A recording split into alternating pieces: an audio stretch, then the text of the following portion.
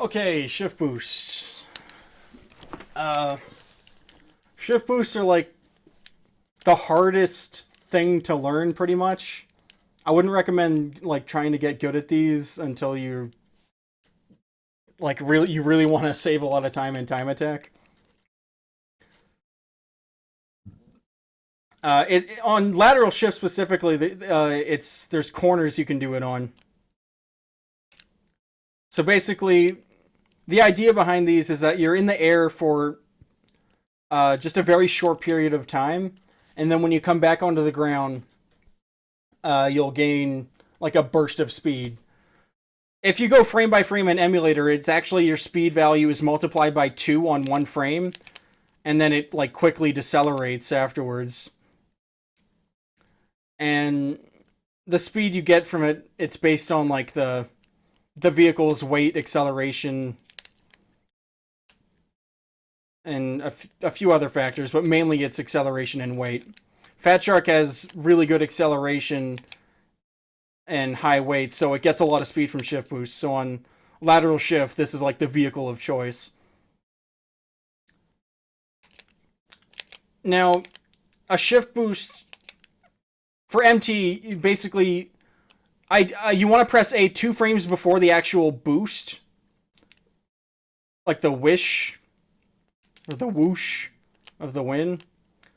So, because you want the vehicle, the accelerator to be on when you do it, but then you want to let go of A afterwards. You pretty much only want to hold A for like 4 or 5 frames total, usually. So it's like two frames before the shift boost, 2 after, something like that. It's really hard to you can't really count frames, so it's for Fat Shark though. It's basically you just tap the button and time it so that you tap the button. You start it 2 frames before the shift boost, and that's like when you want to time the tap. But that's not the only way to get shift boost. You can also strafe off the side, but you can also over a downslope. If you're going over a hill at a really high speed, you'll fly off. But if you're going at just the right speed so that you fly off and then land like a few frames later, or on the very next frame, in some cases, you can get a shift boost by doing that as well. And on this particular level, right at the start, there's like a setup for that. So I just hit the edge here and drive at a certain like position. I line up like the left side of Fat Shark with the line. There. I actually got like a double shift boost there, and that's like a setup you can do. So basically, going over that little slope, like Fat Shark was in the air for like 1 or 2 frames there, twice in a row, so that I got shift boost after, like multiple shift boosts. Whenever you get like, it seems like you got way more speed, like a super shift boost. It's because you got multiple shift boosts back to back. The one at the start of half pipe, I think, is a setup for like a double shift boost. And the other method for doing shift boost is to strafe off and on the edge. The MT for these is all the same. You would press A 2 frames before the shift boost and release A. For Fat Shark, it's like a tap afterwards. And that's because Fat Shark's acceleration is really high. But with Gallant Star, your acceleration is quite a bit lower. So you want to end up holding the A button a little bit longer. It depends on your speed. If you're going like 1,500 kilometers an hour, you'd want to hold the A button for like probably like 12 frames.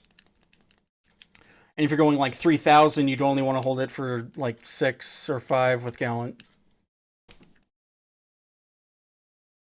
But with Gallant, that's like 6 frames. That's 1/10 of a second. So, to practice like the length of holding a shift boost with Fat Shark, it's pretty much always like a tap. At least that's the way I do it. I'm not the best at shift boosting though. That would be like CGN. He's the best, and then Brave, Iowa, with runs from them are also really good with shift boosting. So like, if you don't even go above the MT point, you just want to keep holding A. Like, there's no point in even letting go. But during the part after the dive here is what I want to get to.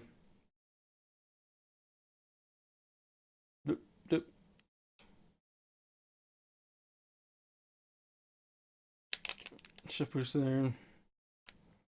So during the first shift boost, I'll hold A bit longer, and then as each shift boost afterwards, I'll like hold it for less and less, and the last two are like taps. Yeah. You can also get a shift boost on like corners like that. Um, yeah, like the idea behind shift boosting is pretty simple. Just go in the air for, or like off the track for like a short period of time, and then come back onto the track. And you have to, the vehicle has to be like perfectly flush with the track. If you're like diving, or like if you like dive a little and your vehicle is not flush, you won't get a shift boost. It has to be like perfectly flat. It's very hard to practice, or very hard to do. Very like, yeah, I guess it is hard to practice. Chapter 2, it just has the one edge the whole time. That's not a bad place to practice it, but it's only practicing on like the right hand side. Undulation, trident. Undulation would be a little easier to practice because it has slopes. It's not flat ground. Shift boost can be more difficult on upslopes. Basically, the frame window for like the error is variant depending on the slope. On downslope, so you can get like a few extra frames of error. So I can just like fly off pretty far there, and then strafe back on.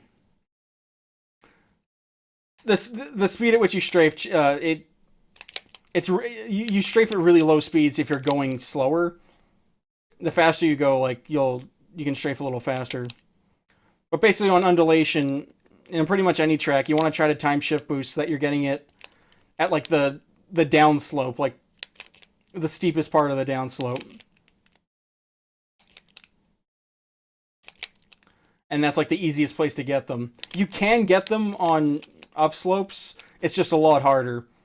And there is like a certain angle above which like there is no, for like even like a tool assist run, you just cannot get a shift boost on the side of the track just because of how steep it is. I don't know if that's present at any points of the track on this level. Like, I don't know if that's like not possible there, or if it's just like frame perfect. Either way, it's much more difficult on upslopes than downslopes. So that's something to keep in mind. On Trident specifically, you want to try to like find the parts of the track that have like, you know, slightly smaller downslopes compared to upslopes, because it does have like a bit of a curve to it. It's also harder to do a shift boost if you're on the inside of a turn.